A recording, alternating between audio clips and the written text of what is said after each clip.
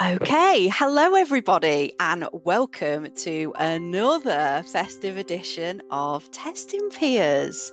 My name is Beth Marshall, and I am joined with a fantastic festive crew this evening in the shape of Mr. David Maynard. Hello. Mr. Mashgate himself, Chris Armstrong. Ho, ho, ho. Russell Craxford. Merry Christmas. And special guests, Rachel Keebler. Howdy. And Tara Walton. Hello, hello. Hello. We are still sponsored by Enfocus. They are a UK-based software testing company.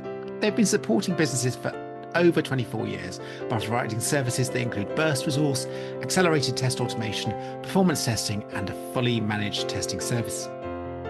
In 2021, they launched the Test Automation Academy and have so far created over 48 jobs for people in the industry in all those years, which is brilliant. If you'd like to contact them, please look at their website at www.enfocus.co.uk or email them at info@enfocus.co.uk. So in today's episode, we have prepared a little bit of a look back over the last 12 months with Chris's help. And we're going to be taking a look at a bit of banter first, and then we're going to focus on the 12 bugs of Christmas or the 12 bugs of 2025. So, banter o'clock, guys. Christmas, festive, this time of the year equals eating to me. What is your favorite festive sweet treat? Who wants to jump in? We only have one. Well, yeah, we want to try and limit this podcast to an hour. I know festive podcasts tend to overrun. It depends on the day of the week, though, right? There's 7 days. I could just. Well, Christmas Day, Chris. Okay, chocolate orange. Chocolate orange. I'm going to go Christmas cake. Nice bit of fruit cake with marzipan and icing on the top. And a lot of alcohol in it. Yeah. Beth's screwing her nose up. Doesn't like that. Sweet. It is sweet. I would, yeah, okay. And let's not fight. It's Christmas. You don't have it with gravy. Part of Christmas. What? No Mashgate 2.0? No Mashgate 2.0. I'm stepping back. We didn't give anyone a veto this year for a reason. Russell, go on, hit me. If you're more of a wine man, what? Well, dessert might go nicely, but I'm got to be the classic Terry's chocolate orange. Has to be 2 for chocolate orange. Yeah. It's a Christmas thing. I don't know why. It is. Tara, Rachel, tell me if you've even tried a chocolate orange. Yeah, I mean, they're okay. I just don't think they're anything that's that fantastic. But my family does make homemade divinity every year for Christmas, and so that's the only time of year we have it, so that's probably my favorite Christmas season sweet. I think you might need to explain what divinity is. Yeah, what is what that? actually is that? It's quite American, I think. Is it? Okay, I don't. It's like a really rich, smooth meringue type.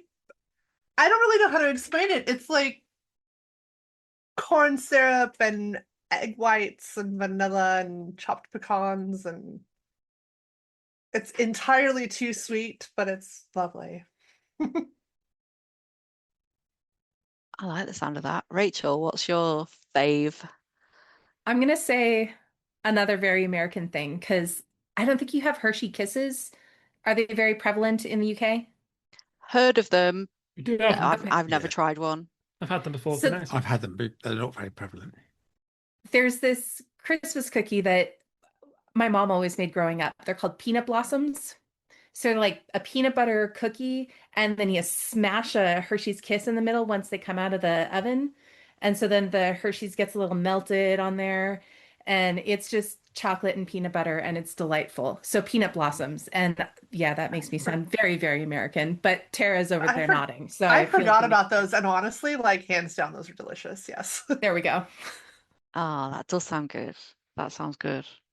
I don't know what mine would be. I'm just a traditionalist when it comes to the old chocolate advent calendar. There's something about opening and like really cheap chocolate too. I don't want a fancy one. I want the cheapest chocolate that money can't buy and that you can just enjoy every morning without feeling too bad about it for 24 whole days. Yeah.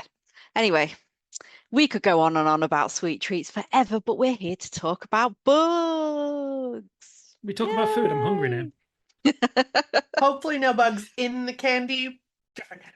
Yeah. Oh, chocolate bugs, Yeah. chocolate cockroaches, and things. They're nice. No, I'm joking. Ugh. Chocolate crickets. Yeah, they might increase in popularity in the next few years. You never know. Yeah, when we've got no water left. So we've had a 2025. I don't know if anyone agrees, but I think it's been quite the buggy year this year. I know we've had a few episodes on things like maybe not festive language, but enshittification, how things are getting a little bit worse maybe, and then it's becoming more acceptable for things to be worse. But there have been some highlights or lowlights. See them as you wish. I guess if you weren't part of them, you can sit back and laugh at them, as we are about to do. If you were part of them, we don't take this personally. We're sorry for We you. can probably feel your pain with some experiences of our own that may or may not have made it to the press. It probably wasn't your fault. Yeah, you have our sympathies. So we've had to think about the 12 bugs of Christmas. We're going to try and get through as many as we can in the time that we've got. So I apologize in advance if people start having a healthy discussion. We might let that run and run and run. We might be here all night. You might still be listening to this episode on Christmas Day. I'll just warn you. The first bug we are going to focus on, which will come as probably no surprise if you are someone that keeps on top of these things in the press, is the massive cloud outage. So they are probably Which one, Beth? a few of these, yeah, which have happened in 2025. What does everyone think about those? I don't think you have to be a part of the headlines to know when that one affected everybody, because there was inevitably something you were trying to do that day that you just magically couldn't. Or were secretly hoping that you couldn't, like when Microsoft went down for only some people and we were all like, please let me not be able to log on to Teams today. When Slack had problems because of the same sort of outages, yeah. Jira had a big outage as well. So any folks who are working with any tools that rely on Jira or Confluence, and my hearts go out to our friend Danny Dainton, who had to give a demo that day for Postman, and nothing was working. Yeah, not a good day for a demo. So what was it this year? Microsoft had massive outages, AWS had massive outages, and the press went wild on everyone being like focused on a few suppliers, didn't they? Just like it's a really hard problem to solve because you do get embedded in certain cloud infrastructure, and you can have backups and backups, but then your costs spiral, and then it's all about how often do they have them. Kind of monopolized clouds into what, 3 or 4 really large providers. So when one of them has a bad day, oh, there goes a fourth of the internet. But also, if you're distributed across multiple cloud instances, then when one of them goes down, something is down for you.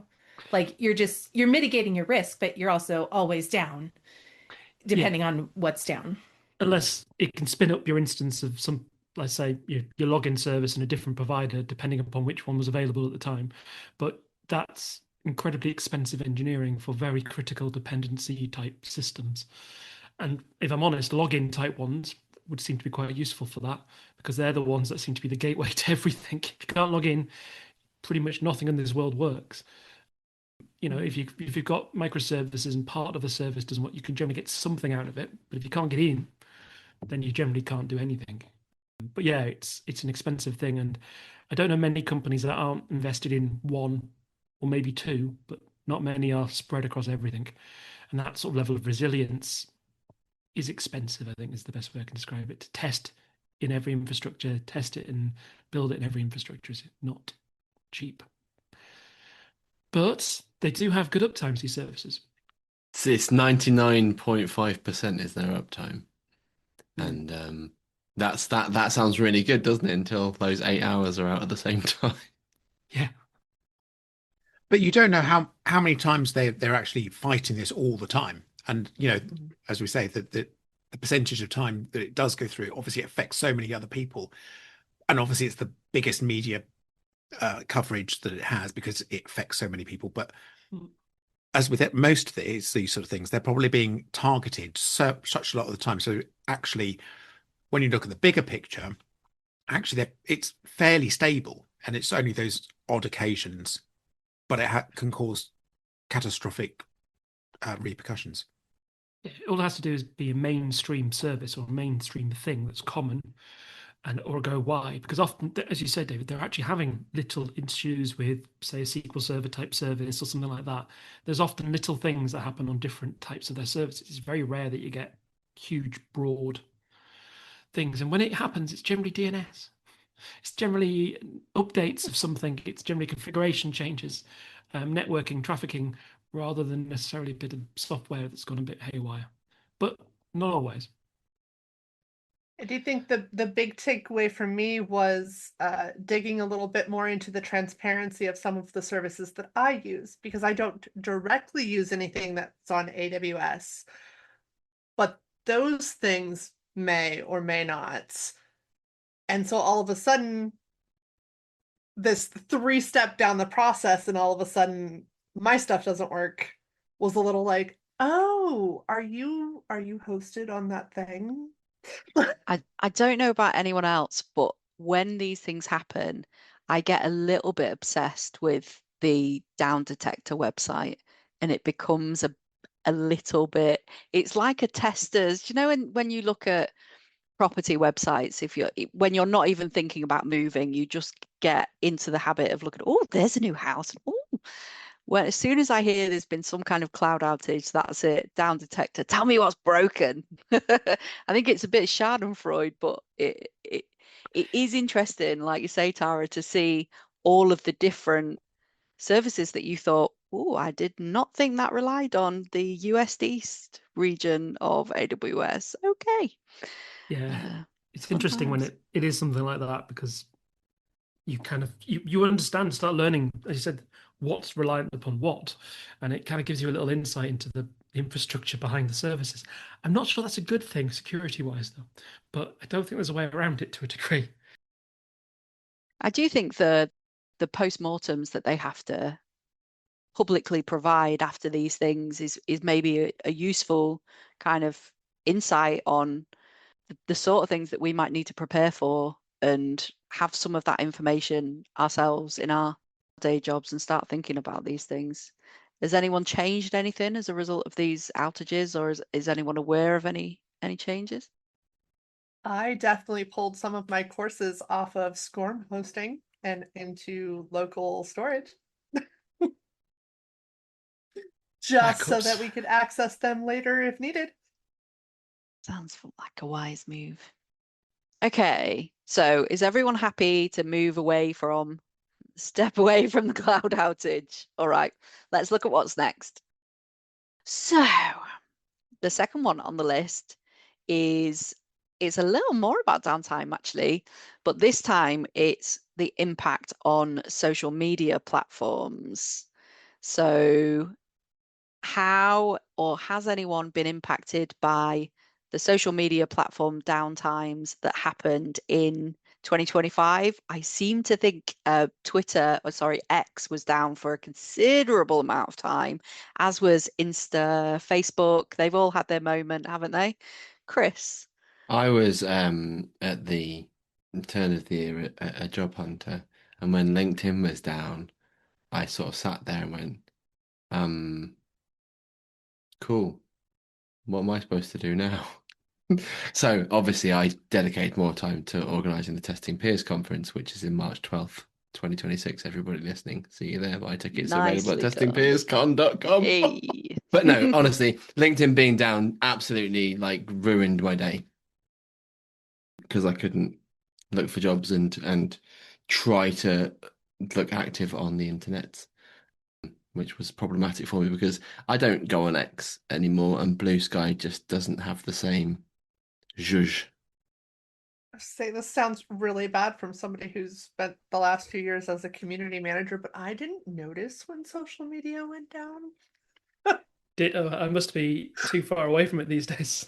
I have stepped too far away from it.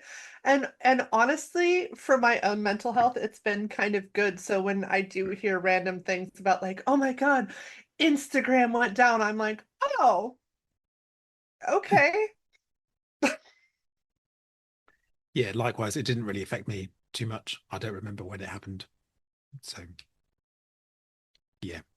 The world keeps turning, doesn't it? It can be impactful though if it goes down during, I don't know, like a mass event, like a hurricane or power outages or something like that, because people do use that to communicate now, to share their news, to share what's going on, family events, and all that sort of stuff. So it can be quite impactful.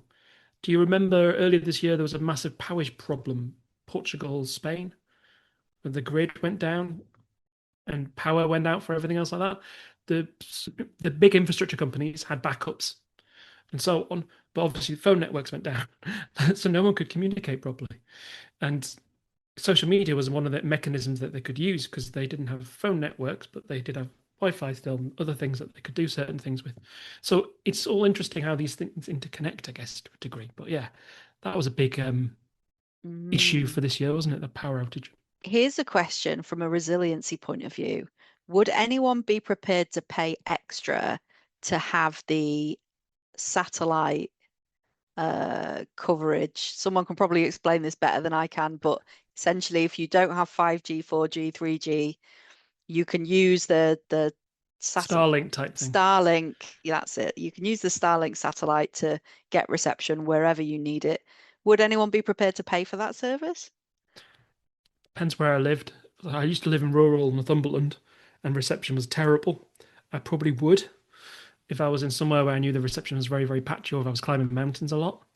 But whereas I'm in the city 99.9% of the time, it doesn't seem value for money. I think if it was anything but Starlink, I might, but I think if it were only Starlink, I'd rather learn to use smoke signals. Semaphore. Boo, Elon Musk, boo. You want to pay Musk more money? $1 trillion not enough for you? I probably wouldn't. I don't like social media as much, so therefore I don't think it wouldn't benefit me at all. My partner was at Burning Man this year, and I was very, very thankful that he had access to a Starlink so that we could actually communicate. Because it was, I mean, Burning Man, you have thousands of people in a small area, so any Wi-Fi or any Starlink was essential for making calls. So I was very thankful that he had it. But as for whether I would pay for it, unlikely. I think that's fair though. That's kind of a different situation when you know you're going to be out somewhere overloaded, remote. It's that like I'm climbing a mountain, for my own personal safety, sure. But for day-to-day backup redundancy, probably not. Yeah, I don't know anyone that couldn't survive without not being on the internet for half an hour. You know, I don't think that's going to be the end of anybody, is it? I Well, do, you but I say. know a lot of Gen Alpha kids, so Yeah. Yeah, true. maybe. Teenagers, maybe. Okay, so someone's going to need to explain this next one to me because I'm a little lost. So, bug of the year number 3 is the viral AI hallucination. And I've got, for example, the seahorse emoji. Can anyone shed any light on this? Chris's favorite topic. I mean, I saw it online and got a bit excited when I saw it. It was it was shared by Saskia Copland's shared. So you could ask ChatGPT what is there a seahorse emoji, and ChatGPT. I'll drop it in the chat for your friends now. Just a snippet of what it is, because this is just for our own delight and delectation. But basically, ChatGPT, in its great wealth and delight of wanting to actually please you, and its Dunning-Kruger effect, just couldn't quite say no, a seahorse emoji doesn't exist, and kept on trying to push it. So I've dropped a little example of the chat where ChatGPT is responding and going a little bit mad. We'll reference this in the show notes, listener, but probably Oh, but it gives everything, unicorns and dragons and coral, and it went through all of them, I think. I mean, it didn't It's stop. been fixed now, hasn't it? Yes, yeah, it was a bug. It drove a lot of people to ChatGPT, I'll be honest.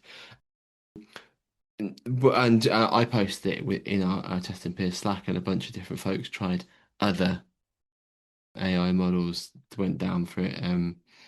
Copilot generated one by itself because it said, "Oh, there isn't one. Would you like me to make one?" So it was all quite hilarious, but it didn't stop. It could literally like brick the machine if someone just like, you can imagine, like, kids think things are funny. They could have left it going, and ChatGPT just refused to stop. When you made that query, it would just carry on ad infinitum. So if you bought like you were paying like on a token by token basis or on a particular level, I mean, the costs could have been quite catastrophic, Mm. And to be fair, it's using power and resources regardless of anything else. which is So there really is a cost. unsustainable. Yeah. Yeah. And I wonder how much of ChatGPT, particularly in the early days, but certainly in 2025 still, how much of ChatGPT and the likes use is people trying to catch it out, best it, find issues like this, find problems that it I think they love has. it. I think they love it Yeah. because it drives more people towards it to give stuff a go as well. Like it's like leaning into like a viral sensation where everyone's driven towards their own All publicity is tool. good publicity, isn't it? You sort of see, thing? you see people like posting prompts and you're welcome and stuff. And I was 100% drawn in on this one because I found it hilarious. It worked. You talk about like publicity and all this sort of stuff. Do you know when ChatGPT Model 5 came out? It got jailbroken within one day. And then people found a way to get around it and to kind of get it to do things it was meant to do and all the rest of it. Again, publicity. And also, getting users to find problems is a great way of discovering the limitations. And because it's such a viral thing, it's not done under the radar, it's done publicly. So it means you can patch for the problems versus exploited. So do we call that community testing, like where you pushed out to your community and let them test it, or are we just saying this needed to be tested better before you released it? Probably a combination of all, but like many things, infinite number of users will find infinite ways of doing things. So whilst you can go for the most obvious and things, someone will always find an abstract different way. So it's one of those challenging things. But I think it's good that they're responding and fixing when things become apparent. And that's kind of what you want. You want responsiveness rather than just ignorance to the problems, so that they do fix them. And that's a good thing. But yeah, it's hard because it's all about learning, isn't it? It's going to be constantly changing. You can't test every permutation of everything, as we all know. So I think, do they do a good enough job? That's debatable. There's definitely been lots of things in the news, hasn't there, about the feedback and information it's given to users that have led them into sort of mental health crises and all sorts of different things. So there's definitely some boundaries that haven't been put in that probably should have been. But you give 6 billion people access to some tool, I guarantee you'll find ways you can't think of. So it's all about doing a good enough job, isn't it, really? Yeah, I think I wouldn't want to start to count the number of lawsuits that I read about against various companies. I mean, social media included this year, but this year there's definitely been an increased focus on just the sheer volume of people that are using this stuff now.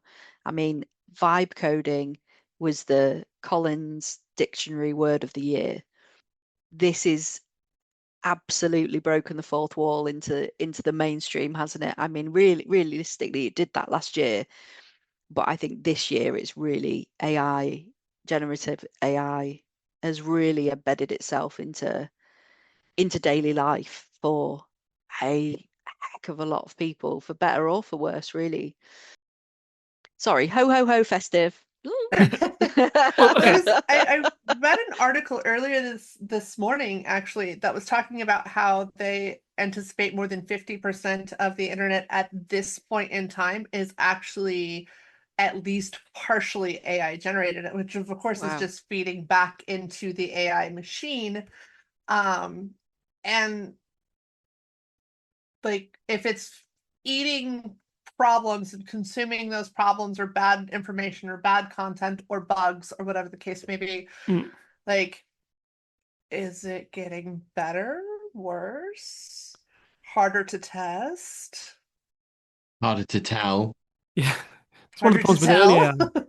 Early AI, wasn't it, though, that it ended up corrupting itself on its own data, on its own not quite accurate enough data. So it ended up being a bit more dodgy.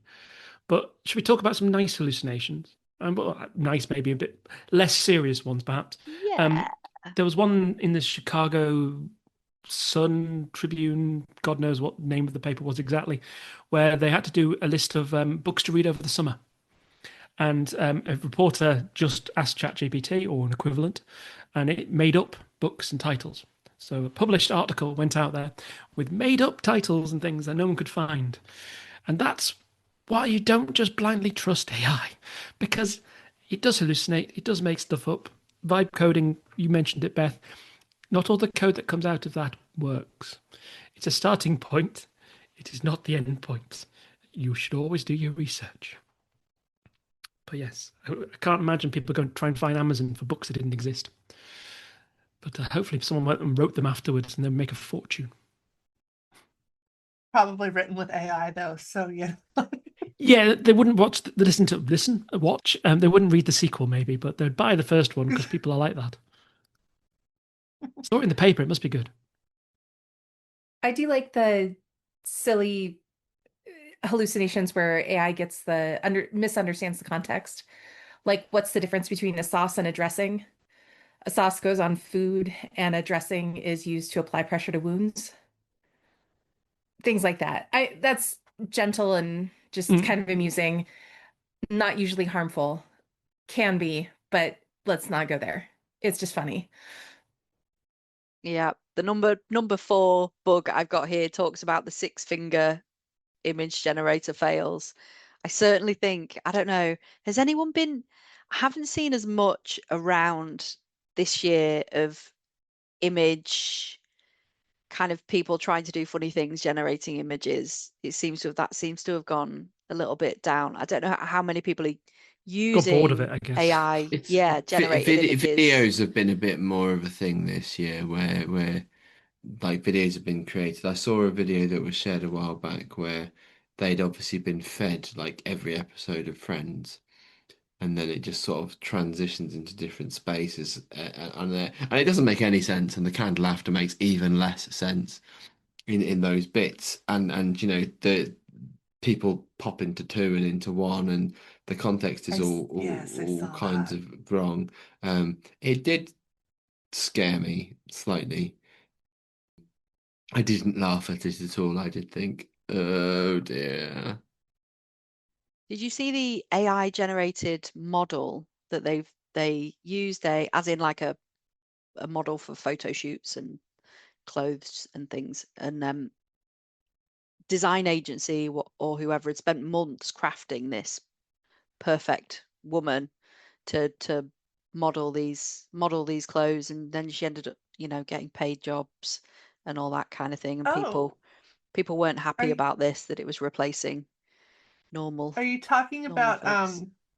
Tilly Norwood, the actress, that quote unquote actress? Um, she's completely AI generated, so much so that like our Screen Actors Guild had to step in and be like, excuse me, like you cannot hire AI when there are people right here. Like, Do you think that's something we're going to kind of see more of, or do you think people are sort of getting over that a little bit and pushing back against AI generated content? Um, It's a weird one because we have cartoons and other things that are generated. You know, you don't have to have an actor and everything. So I think like anything, there'll be genres created that are different. I don't think it's the death of actors. I think you might end up just with different style things. Because guess what? An AI actor can do anything stunt wise. You can make a film cheaper. It doesn't mean it's any good, but it gives a different angle of doing things, I guess is the point. And actually, we've had films full of CGI and bringing back dead actors. And I know they're based on real life people. I think that's the difference between them. But, you know, I don't think it's going to necessarily go away. I think I think it might well become the norm. You know, I think there'll be more content generated and people may not necessarily get paid for it, but I think it will become more prevalent. They said like Yeah, people in I can see Denmark it have as- been able to sign over their own, like as in you can retain all their own image rights and stuff now. Like AI is not allowed to repurpose their stuff in Denmark, which seemed like quite a landmark kind of decision. Anyway, should we move away from AI? Where's our next question taking us back? So the next bug in the 12 bugs of Christmas. We're only on 5. Stick with us, people. But this would be a good one, I think, for a few people here. So day one game launch disaster, or on the flip side, as I've been reading this week, let's tell all our customers that have prepaid for something that they're not going to get it when they think they are. Anyone want to talk about some of those? I mean, I wrote down in preparation for this GTA 6 and Football Manager 25, which didn't happen at all. They just literally skipped the entire game and they gave themselves a whole extra year to make Football Manager 26. It launched and everyone went, huh. There's a whole new games engine, isn't it, behind that one, which is part of the reason it's a very different experience this year. I'm just defending them now. But they gave themselves a whole extra year. Yeah. And what How have many they projects done? have you been on when you're giving yourself an extra year and all you do is add a lot more features and not actually make it any better? I mean, way more projects than I would like to admit to, Russell, honestly. Yeah. Even the Horizon project has been extended for another couple of years, hasn't it? That was a massive success. It's Well, made the yeah. post office a fortune. I think particularly in the game industry, it happens probably more frequently than in well, at least more publicly than in most tech industries, because I can think of probably 5 off the top of my head that were seriously delayed, and some that really probably should have been because they crashed so bad on day one. But then I always think of classics like Duke Nukem, which took what, forever to come out. I mean, do you think people are generally just they're willing to wait for quality in a way that perhaps in the past they maybe haven't I been? don't know anybody I've ever spoken to who is like, give me crap on time rather than good quality stuff later. Yeah. I'd rather wait, especially if there's transparency from the company saying, "Hey, here's why it didn't release," instead of just, "We're not going to tell you. It's a mystery. It'll come out in December, April, next Yeah. December." That's the trick, isn't 15 it? years later, we finally get Duke Nukem. The problem is though that if you wait to get better quality, then sometimes the expectation is, oh my God, we've waited so long, it'll be even better. And then there's an element of disappointment. That's a communication piece though, David. Yeah, Like, absolutely. I agree. But managing expectations. yeah. But there is that sort of build up that you expect, because there is a delay, you expect better. But it might just be what was expected, just the extension of the timeline. Yeah. I think for companies, there's a big fear of being beaten to the punch. So they're willing to go fast just to get something out there so that they can be first. But then again, to go back to the sweets theme, Hydrox was first to the punch with what we now eat as Oreos. Just no one remembers that Hydrox was not first. It's very true, and sticking on the computer game theme, the Sega Saturn launched on the same day as the Sony PlayStation at E3, and they said it's available right now at the retailers, which they didn't tell the retailers about, and they launched their price, and the Sony PlayStation launch. They went next, and they just undercut them on price. The guy doing the launch literally just said the price. They were $100 cheaper, and everyone just stood up and was like applauding. Like Saturn were first, they're first to the market, killed by PlayStation straight away. Lots of factors, isn't there? But yeah, That is 30 odd years ago. I hadn't heard that story. That's wild. the problem with games is there's so much on the market. You can and so many different things. So yeah, big brands, GTA's, Call of Duties, those sorts of things. You expect it to be bug free, high quality, all these things. But if you want to play a game, you can find quite a lot of them of different styles and classes now. Quite easy to find. Not to come back to AI, but aren't we in the same position with that? Everybody's trying to crank out the next shiny AI feature as quickly as humanly possible. If you don't have an AI feature, you don't have a product. Even if the feature makes no sense, let's just make a new feature and call it the AI button. Let's go to number 6. Number 6. Okay. The OS update that bricked devices. It was like July last year, wasn't it? CrowdStrike was the one that ruined a lot of people's Microsoft Auto update. Yep. Oh, blue screen of death. Yep. Yeah. Took airports down around the world. Except for that one airline that was like, we're still running stuff that's too old. Yeah, I remember that. I think we move on to 7. Let's go. Okay. No one wants to talk about OS updates. That's fine. It's Christmas. The public communications fail. Viral tweets or press release errors. Have there been any clangers there this year? I mean, it's not quite. I think it fits. There was that Coldplay gig, wasn't there, with that CEO and his HR person. Yes. Yeah. That was for a tech bad company, public wasn't it? branding. Yeah, I It think so. was.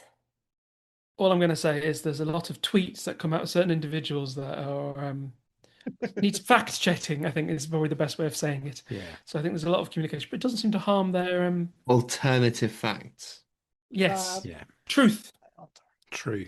Maybe we Yes. need a social media platform for the truth. Yeah. Oh, God. There was a thing also. I think a lot of influencers who got paid by that Chrome plugin Honey to have like a little code. Like Honey's one of those ones that trawls the web for voucher codes to save you money on things. And there was a whole sort of thing where people would install Honey and it would basically like erase the code that was shared by the influencer. So the influencer wasn't retaining any of the money for their link. It was a whole farcical mess of a thing, and Honey were basically using them to drive traffic and then ignoring them and suppressing the traffic that was coming from those people, wiping it out as they applied different voucher codes. I mean, that's back to your incertification kind of stuff. They did the dirty on all the people who were getting like collaborator links or whatever they were. That blew up this year. That's affected my life massively. That one, all the social links I post online. I was gonna say I hadn't heard about that, but My kids like Mr. Beast. What can I say? Who? that is the appropriate response. Is he a gladiator or something? No, but he has a Prime show that he lost money on because he decided he wanted to make it bigger. Number 8, let's go.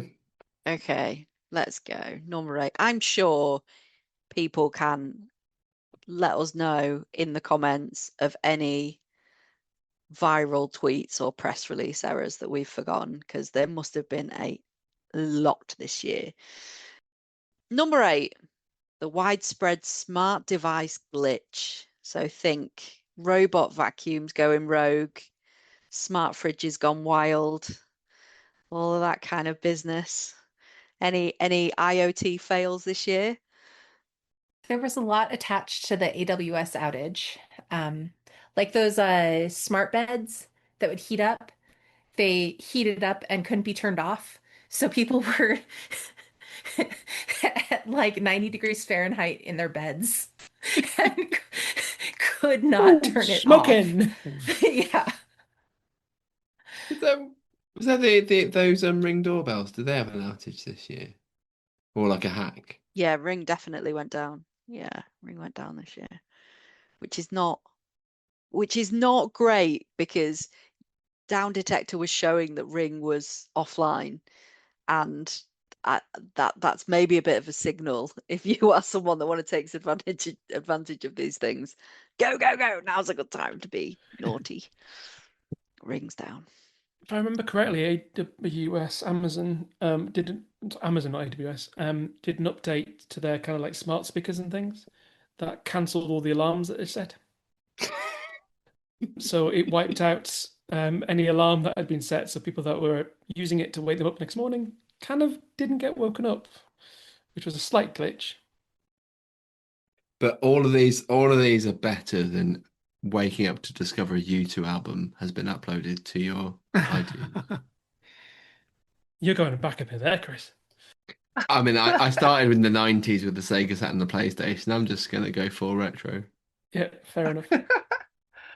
I know that I want to say it was just last week, maybe the week before, the Android Auto that is on all the smart displays and cars right now, their latest update was causing it to freeze and crash. And so people that cannot drive without like GPS or were mid phone call or anything like that, it just... In a similar vein with the Teslas, sometimes the screen will just go dark, and apparently it's a newly introduced bug where, so when the screen goes dark, you don't know how fast you're going. You don't know where you're going. You don't have any sensors. You don't hear your turn signal. It's the entire system goes down, but you're still driving. It is terrifying. Definition of going dark, that it sounds like. Indeed. Wow. So that's not That sounds deemed as a... If that wasn't working on your car, would it fail its MOT? Would it fail its annual thing? Would they check for these things? Do you think?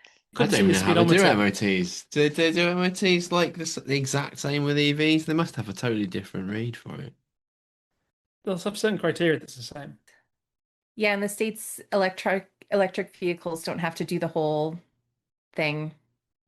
Yeah, in Missouri, It's if terrifying. it's less than 10 years old, we don't have to do any of that at all. What? 10 10 years? years. Wow. I I'm think it's shipping my old 10, bangers yeah. over there then. I'm terrified. Missouri, we make stuff up. It's fine. Live on the wild side. And making the list in 2026 is the Missouri car dealerships with their massive bugs that they've introduced. Number 10, the Number major... 9. Oh, no, have we missed 9? Oh, we've missed 9. I'm so sorry. Number 9, thank you for keeping me on track. The annual e-commerce crash. So the thing that literally everyone sees coming, still crashing websites. What Taylor Swift happened this concerts. year? Taylor Swift, concert, Oasis this Ticketmaster, year. Yeah. Let's not talk Yeah. about Eurovision, Chris. Ah, don't get me there. I tried 4 times. Yep, Oh, podcast downloads as well. That they crash every year for Christmas episode. of course. I Yeah, as we well really know. am particularly a fan of these load balancing issues and security issues when everyone on the entire planet is screaming and waving and saying, we still need to fix this. It's still a problem. We know it's going to happen on X date, especially with like Taylor Swift. It releases at this date and time. It will crash at this date and time. And they all go, It'll be fine. I know this is a little dated, but I'm going to go slightly retro. When the Queen passed, like the BBC knew that they were going to be bombarded with traffic on the Queen's passing, and still crashed. Just everything went down. And it's how kind of the I love when they sort of do exposés now, and a lot of the exposés seem to be around technology. So it's around things like how are Ticketmaster allowed to sell so many of their tickets to bots or to ticket touts? How come World Cup tickets don't go to true fans? They go to people in different countries that have different legislation and can buy up tickets en masse. There seems to be a lot of these kind of tech buggy exposés around at the minute. Anyone got any other things about that? That'll be a no. We're all desperate for number 10. We are desperate for number 10, but yeah, I might have to keep a little bit quiet for this one. Citing slight conflict of interest, but okay. Number 10, the major financial service glitch. Have there been any crypto fails, banking app failures, the stuff we all Have there rely been on any? day to day? Yeah. So I What's gone wrong? know back in summer, June, July, there was a private student loan company here in the States that had AI-driven underwriting that had very discriminatory practices. And I believe there was a multi-million-dollar settlement that came out of that, if I'm remembering correctly. It's a bit scary with those sorts of things. The football team whose Christmas jumper I'm wearing today, Cambridge United, became the first professional football team to do 100% of professional contracts for their players end to end through AI. I haven't heard of The anything AI going signed it wrong. too. Well, because obviously Cambridge is famous for academia and such, and so they sort of partnered with someone to do all these things. I can't imagine it's foolproof. I'm a bit worried about what's going to happen, but because it's Cambridge United, and let's face it, Tara and Rachel have never heard of Cambridge United. It's not That's not something that's going. true. It's not something that's going to sort of transcend the It's not news a medical because company, just to be a clear. fourth tier, just about professional football team isn't really going to make it into the news. But yeah, going back to the sort of financial and banking as well, rather than football, just because we all love Cambridge United. There was a government research done at the start of this year, which basically looked into banking failures in the UK banking sector. And it basically said in the last 2 years, there's been about 30 days worth of downtime because of banking app failures, because of the banking systems, because of the technology stacks, lots of different things, changes that have gone out, the co-op, some other banks, NatWest, other ones, and so have had issues and things like that because a lot of the infrastructure is really, really old. Some of the systems that you may get a nice shiny front end and shiny way of doing things and changes, but actually often the payment system behind the scenes or an element of the kind of fraud checks or something like that is hinged on a really old system somewhere because there is not much money in redoing what's already there. It's all in actually getting more revenue. So it's kind of working, it stays. And those systems are the systems that we as engineers don't want to touch. The ones that we know are flaky, the ones that we know, oh, we only change them once every 5 years. They're the systems that are risky because you don't change them very often. And So yeah, every 5 years, we've got some here in the States that are run on COBOL still. oh, yeah, I can't say what we've got some things run on, but yes, there's certain things in the UK infrastructure that's ran on fantastically up-to-date systems. I think the other threat there that has definitely stepped up in the public consciousness and in the media kind of awareness of it is hacking on a industrial government sponsored, global scale now. I think, we saw what happened to Jaguar Land Rover this year in the UK. The knock-on effects of that have contributed to our GDP being less than what it was. That's how important that hack was for the British economy this year. And a lot of these things, the Co-op, M&S, etc., were done by the same group, I think, that's taken responsibility for several attacks. What do you think that says about the future of security and security testing? It's going to get a lot more funding. The more high stream, high news articles they are, the more people are going to pay attention to it. It's often, and some of these, I think it's been through third-party integration systems that people gain a backdoor into systems that kind of been exposed as one of the weaknesses that people have. So it's going to elevate the priority of those things. It's going to give more funding to them. And people like you, laymen, are going to be much more wary of security than they would have been beforehand because it's mainstream news. Small hacks that we all worried about in IT weren't mainstream news, so no one really, general citizens didn't care so much. But now they've talked about the M&S, they've talked about Jaguar Land Rover.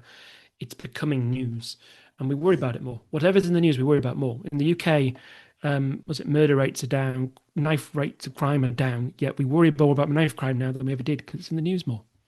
And that's the way most things work. It's what we hear worries us more. So it will help funding, I hope. But even though we're worrying about it more, I think those of us that are in the testing space worry about those things and the security and penetration testing and all of those things that we do on a daily basis. But there are people outside of our sphere of influence that it's a passing headline and they still use 12345 as their password. And you saw the password Taco that they used Bell? at the Louvre, McDonald's. didn't you? No. Yeah, McDonald's. It was McDonald's that dumped like millions of applicants' information because their Yep. password was 12345, and it's like Admin, the password 12345. security 101. People is still super important. Sorry, what was the password for the Louvre? It was Louvre. Yeah, it was Louvre. Was it really? Yeah. Yeah, for the security system. Well, The that's what they surveillance say. system. The biggest vulnerability in most security systems is the sysadmin kind of passwords. Still, Yeah. that is the biggest vulnerability to most systems. Still, OWASP top 10, all that sort of stuff. It's because humans are the biggest weakness in any system. We've only got 2 to go. Let's go. Number 2 11. to go. Right. Rapid fire. 11. Number 11. If you've been with us so far, you might be holding on and waiting for some of these last two. So number 11, the personal bug. Your most annoying non-tech life fail this year and the root cause. Wow. I mean, how much time do we have? Just Anyone quick had fire any around everyone. epic life fails this year? Join the queue. I packed up my entire house to not move. Oh, And it was but just because when I finally got into that house, I went, I hate it here. I hate everything about this house, and I don't think I can do it. So I'm still in my old house. I'm wow. slowly unpacking boxes, but that was my big, like, if I would have done the research and if I would have followed all of the things that you should do when you're moving to a new home, I probably would not have packed up my entire house. Follow your processes. What you need is an people. AI personal assistant, because I hear they can do a lot of that research for you now and just basically just sort your life out. The AI human life agent. coaches. Yeah, Russell. I can't think of any, but that's just me and my brain. So I need an AI memory. I think that's what I need. I've got kind of a vulnerable one. I was becoming indispensable on a work project, and it felt really good, even though for like the last decade of my life, I've been like, I do not want to be indispensable. I want to be able to go on vacation.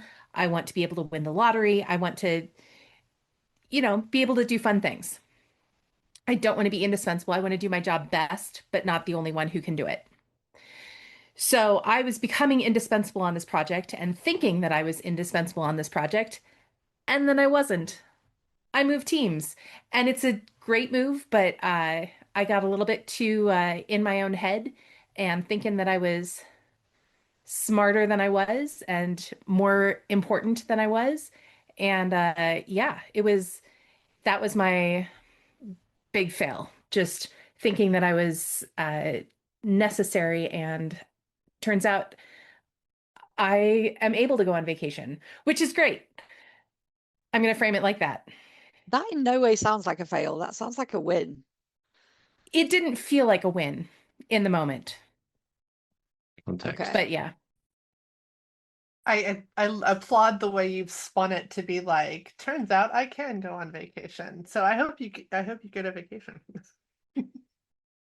Solo cruise in the Caribbean, I believe, when this is airing. So yeah, really Whoa. excited about that. Too cool. I had a fail. I went to go and cook a roast dinner and my oven door fell off. So we didn't have a roast dinner that day. Captain America, just super strong. That's what it is. Superman. I had, I'll bring the mood down again, but I had not one but two break-ins this year. And not one but two cars got stolen this year. So I guess a bit of a tech fail that I've now overcompensated for. My house is like Fort Knox. Is this why you're yeah. moving, Beth? Yeah. All fun and games. Life hits you with some curveballs sometimes, doesn't it? Yeah, I haven't really got anything really big.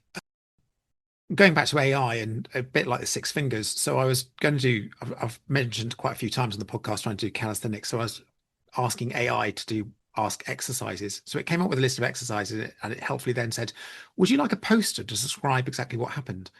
And it was things like planks and things like that. So I said, yes, please. And the quality of the poster, so the plank was sort of inverted, and then there were hands and feet. There were extra hands and feet on some of it. It was so that was my experience of getting AI to help me to describe some exercises, and it was And just suddenly you're atrocious. like, I'm not that bendy. No, no, definitely not.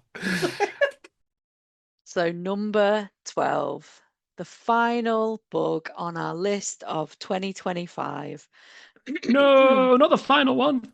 The final one. I guess this is a moment to reflect. The 12th gift of wisdom, the overall single biggest lesson the testing industry learned this year. Final unifying summary of the year in quality. Has anyone noticed any themes? What would your kind of phrase of the year be? I was just thinking AI augmentation, not AI replacement. That was my Oh. thinking. Yeah. I was going to say AI has made us more powerful than ever before, but also more dangerous than ever before. I was going to choose AI as well. Don't believe everything you read. Don't believe the hype. I would say know what you're pushing to production. Wow, I'm gonna go way easier than that. Don't forget your basics.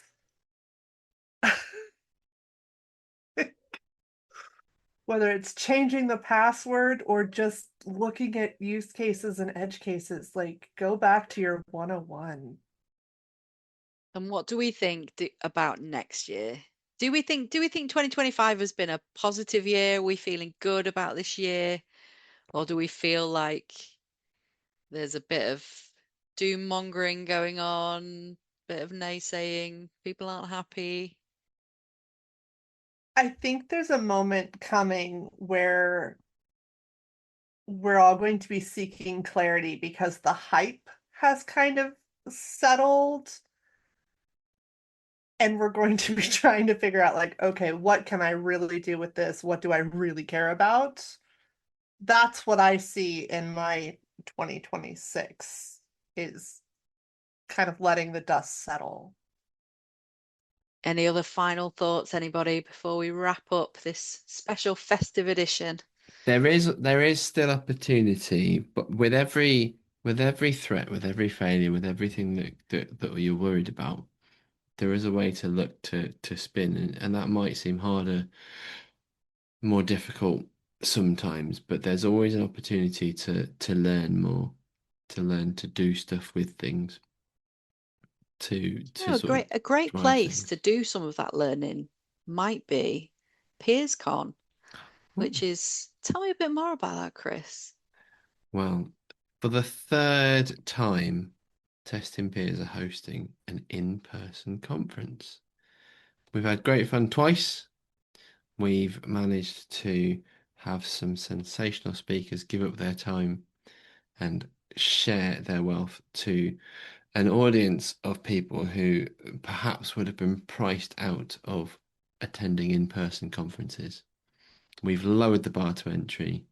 At this moment in time, early bird has passed, but you can still buy an in-person ticket for £30 on the day to come along. And if that's too much trouble, we have got scholarship tickets, and you can contact us at testingpeers.com in order to be able to get access to those things. It's great. We love conferences. We love the testing community. We love the people. We love the connection. Not something that AI can replace. And really, we love it.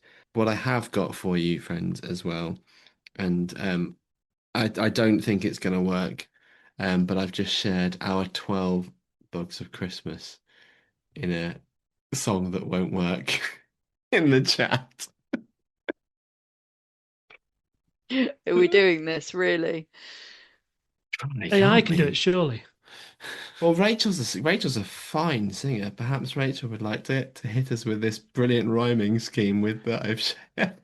Oh, the death glare that is coming.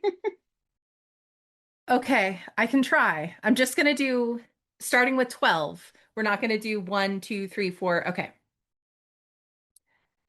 On the 12th day of Christmas, my testers gave to me 12 words of wisdom, 11 life fails, 10 financial outages, 9 Ticketmaster hellholes, 8 smart device glitches, 7 PR disasters, 6 bricked computers, 5 game launch botches, 4 generative AI image gaffes, 3 seahorse emoji prompts, 2 social media blackouts, and 1 cloud server outage. Amazing. Beautiful. Well done for Woo. saving us, Rachel. Taking one for the team there. Took one for the team. That is a reward for anyone that's made it to the end of this recording. Yeah, well done, you It's my guys. ringtone now. Well, I guess all we've got to say now is have a lovely festive season, everybody. This is, I believe, Chris tells me, our 6th Christmas episode. And Yeah. hopefully there will be many, many more. So yeah, have a lovely, happy holiday season to you and yours. And Happy New Year and all that stuff too. Thank you for being here. Thank you everyone for joining. Merry Christmas. Thanks for sticking with us. Merry Christmas. Merry Christmas.